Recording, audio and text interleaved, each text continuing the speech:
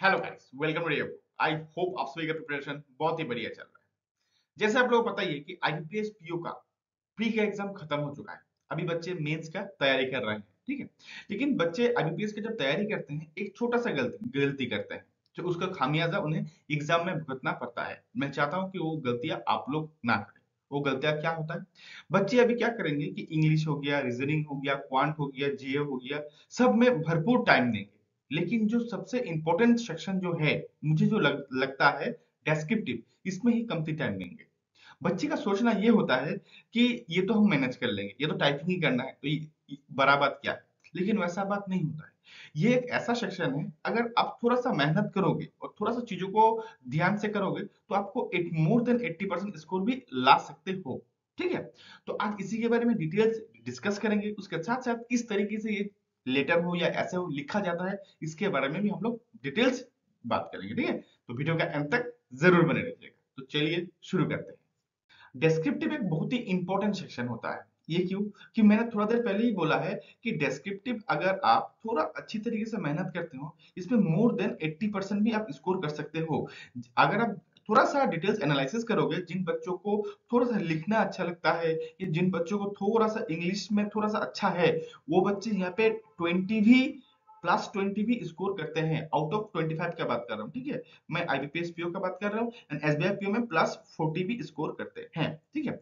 और ये जो डिस्क्रिप्टिव का सेक्शन होता है, हम लोगों का जो रेगुलर ईयरली जो एग्जाम होता है IBPS PO and SBI PO, ये दोनों में देखा जाता है, ठीक है। अभी यहाँ पे देखिए सिर्फ डिफरेंसेस यही होता है कि आईबीपीएस पीओ में इसका स्कोर होता है 25 एंड एसबीआई में इसका स्कोर होता है 50। लेकिन दोनों का जो पैटर्न होता है, चीजें होता है, वो सेम टू सेम होता है कि दोनों को 30 मिनट ही आपको मिलता है, ठीक है। अभी बात क्या हो गया कि इसको किस तरीके से करें, किस तरीके से स्टार्ट करें, किस तरीके से प्रिपेयर करें ताकि एक अच्छा स्कोर ला पाए, ठीक है। देखिए मेरा जो कहना यही है कि आप इसको इनिशियल डेज से, अगर आपको लग रहा है कि आपका मेंस में आप बैठने का चांसेस है आपका, तो मैं डेफिनेट आपको यही सजेस्ट करूंगा कि फर्स्ट डे का मेंस का प्रिपरेशन से ही इसका आप प्रिपरेशन स्टार्ट कर दीजिए।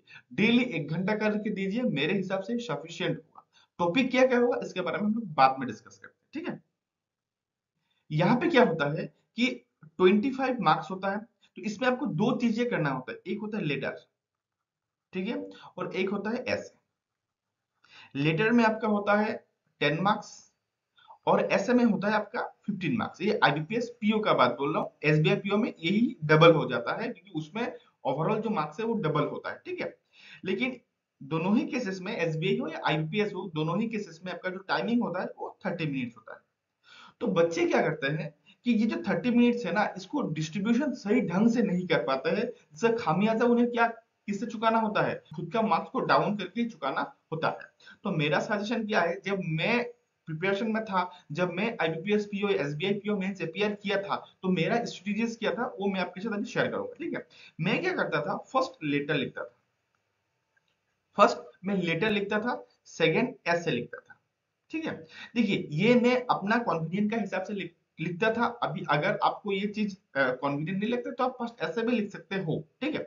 अभी मैं लेटर क्यों लिखता था, इसका साइकोलॉजिकल इफेक्ट एक बार देख लीजिए। क्योंकि देखिए लेटर में जो यूजुअली देखने को मिलता है लेटर, वो लेटर का क्या होता है कि जो बॉडी जो आपका स्ट्रक्चर होता है ना, फॉर्मेट जो होता है, वो प्रिडिक्ट कर सकते हैं हम लोग, वो प्रिडिक्ट कर सकते हैं। क्योंकि लेटर जो है अभी तक आप जब से ये डिस्क्रिप्टिव का जो सेक्शन स्टार्ट हुआ है तब से अगर आप देखोगे, ये जो लेटर का जो फॉर्मेट है, लेटर का जो टॉपिक है, वो बहुत ज्यादा कॉमन है। तो उस टॉपिक को फॉर्मल हो या इनफॉर्मल हो, तो उस केस में क्या होता है कि आप उसका जो फॉर्मेट होता है, जो आपका स्ट्रक्चर होता है, याद हो सकता है, ठीक है।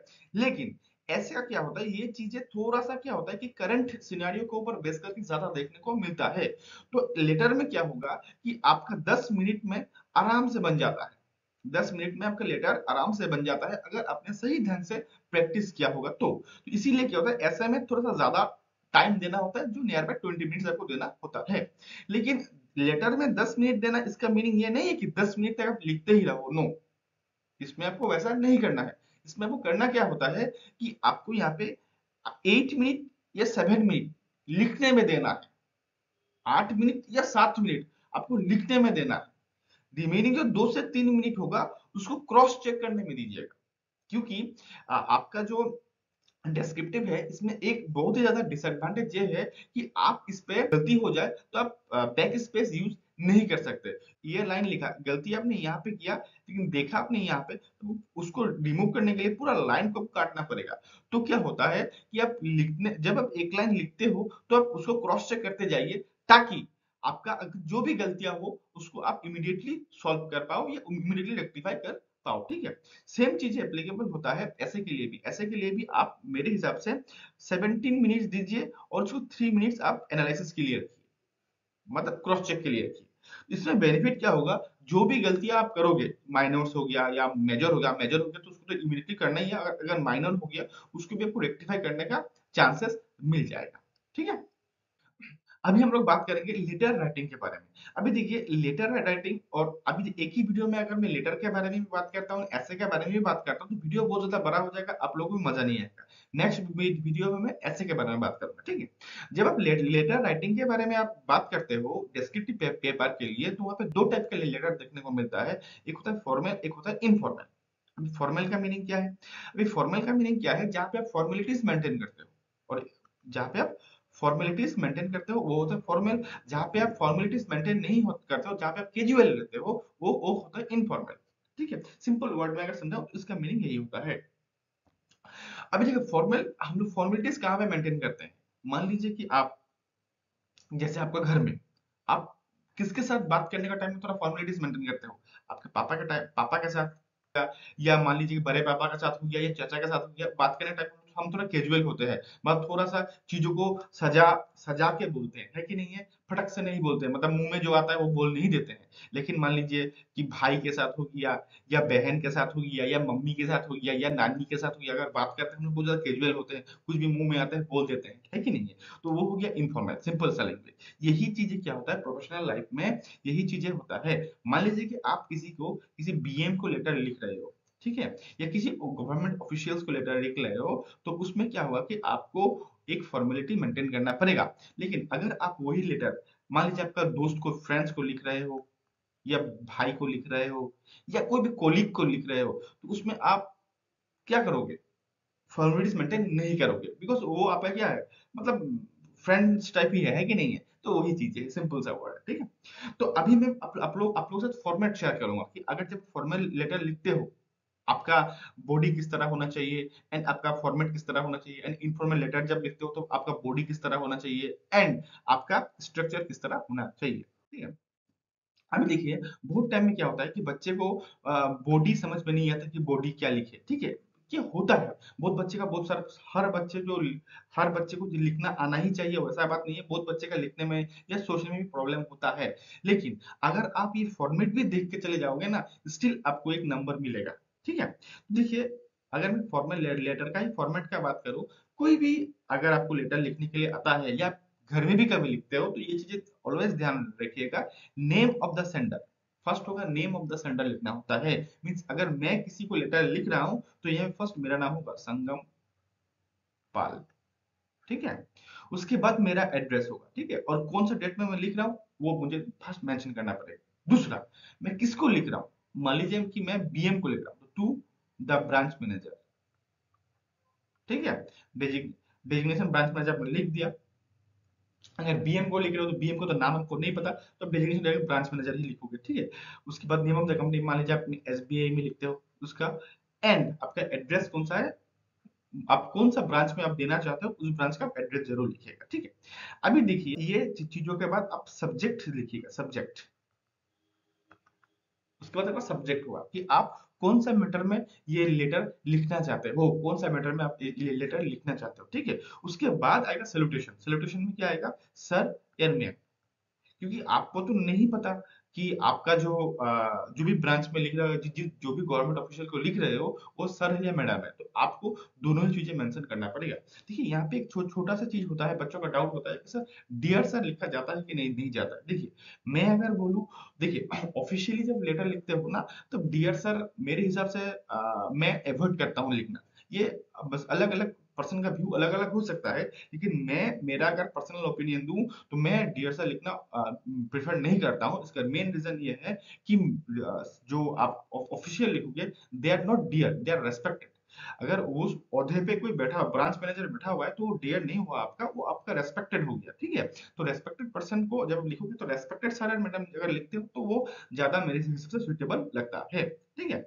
उसके बाद देखिए बॉडी, राइट थ्री पैराग्राफ। अभी देखिए बॉडी जब लिखोगे तो अब एक चीज आप याद रखिएगा, बॉडी में क्या होगा कि पहले आपको चीजों के बारे में, आप किस बारे में लिखना चाहते हो, वो टॉपिक को पहले आपका बारे में बोलना पड़ेगा, फिर आपका मेन पॉइंट ऑफ कंसर्न क्या है वो लिखना पड़ेगा, थर्ड उसके लिए क्या कर सकते हैं वो लिखना पड़ेगा। ये चीजें आपको मेंशन करना पड़ेगा। मान लीजिए कि आप लिख रहे हो कि आपको एक नया पासबुक प्रिंट आउट करना है, तो आप ये लिखोगे पहले कि मेरा नाम ये है, मैं आप ही का ब्रांच का एक कस्टमर हूँ, मेरा जो अकाउंट नंबर ये है, मेरा जो है पासबुक खत्म हो चुका है जिसके कारण मैं पासबुक प्रिंटिंग नहीं कर पा रहा हूँ, मैं मेरा कुछ प्रॉब्लम्स हो रहा है। तो थर्ड में आप क्या लिखोगे, इसीलिए मैं को रिक्वेस्ट कर रहा हूँ कि मेरे नाम पे मेरे अकाउंट जो है उसी में और एक मेरे को पासबुक प्रिंट आउट आप कर दीजिए। सिंपल सा चीज है कि नहीं है? ठीक है। तो यही तीन पैराग्राफ इसी तरीके का आपको लिखना पड़ेगा, जहां पे आप पहले फर्स्ट पैराग्राफ में खुद के बारे में, सेकंड पैराग्राफ में आप आपका मैटर ऑफ कंसर्न क्या है, थर्ड में उसके लिए ब्रांच जो आप बीएम को लिख रहे हो वो बीएम क्या कर सकता है, वो चीज आपको मेंशन करना पड़ेगा, ठीक है। उसके बाद आप योर सिंसियरली लिख सकते हो, सिंसियरली नेम एंड सिग्नेचर करके आप जमा कर दीजिए। ये हो गया फॉर्मल लेटर का फॉर्मेट। आई थिंक समझ में आ गया। लेकिन आप यहाँ पे ये सोच रहे होंगे कि एक अगर आप डेमो करके दिखा देते तो अच्छा होता। डेफिनेटली मैं डेमो करके दिखाऊंगा। ये मेरा फर्स्ट क्लास है डिस्क्रिप्टिव का ऊपर, जो अपकमिंग क्लासेस होगा उसमें मैं डेमो भी आप लोगों को दिखा दूंगा। लेटर्स में देखिए फर्स्ट आपका सेंडर एड्रेस, देखिए सेंड आप फॉर्मल लेटर लिखिए या इनफॉर्मल लेटर लिखिए, आपको सेंडर एड्रेस भेजना ही पड़ेगा। आप आप जो भेज रहे हो आपका डिटेल्स वहां पर रहना ही चाहिए, ठीक है। Same as formal letters. उसके बाद ये सैल्यूटेशन पे डायरेक्ट आप लिखिए। यहाँ पे आपको देखिए जब आप इनफॉर्मल फॉर्मल लेटर जब आप लिख रहे थे वहां पे आपको सब्जेक्ट देना हो रहा था, है कि नहीं? सब्जेक्ट देना हो रहा था, या आपको सैल्यूटेशन में भी थोड़ा सोचना हो रहा, यहाँ पे आप कैजुअल थोड़ा my dear friend, my dear sister, my dear brother, या माय डियर जो भी नाम है उसका लिख सकते हो। उसके बाद हाई रिगार्ड्स में आप लिख सकते हो जैसा लिख आप, अब आपको बहन को लिख रहा हूँ, मैं बहुत अच्छा हूँ, आप कैसे हो, मैं आशा करता हूँ कि आप भी बहुत अच्छे होंगे। ये हम लिखते हैं कि नहीं लिखते हैं? वही चीजें आपको लिखना पड़ेगा फर्स्ट में। सेकंड में आप किसके बारे में, क्यों, कौन सा टॉपिक के बारे में लिख रहे हो, कौन सा टॉपिक के बारे में लिख रहे हो, ठीक है। थर्ड आप कंक्लूजन दे दीजिए कि आप मान लीजिए मैं एक सिंपल सा एग्जाम देता हूँ। मान लीजिए कि आपका सिस्टर जो है वो टेंथ का एग्जाम, टेंथ का बोर्ड एग्जाम अपियर करेंगी, ठीक है। आप इसके रिगार्डिंग में उसको बेस्ट विशेष विश करना चाहते हो, तो आप फर्स्ट क्या लिखोगे? आपका तो फर्स्ट हो गया सेंडर एड्रेस, ठीक है। दूसरा हो गया माय डियर सिस्टर, आप लिख दिए हो, ठीक है। अभी उसके बाद फर्स्ट में क्या होगा कि मेरे प्यारे बहना मैं बहुत अच्छा हूँ, आशा करता हूँ तुम भी अच्छे हो, तुम्हारा प्रिपरेशन पढ़ाई भी बहुत अच्छा चल रहा है। तो ये तो आप फर्स्ट पैराग्राफ पर लिखोगे।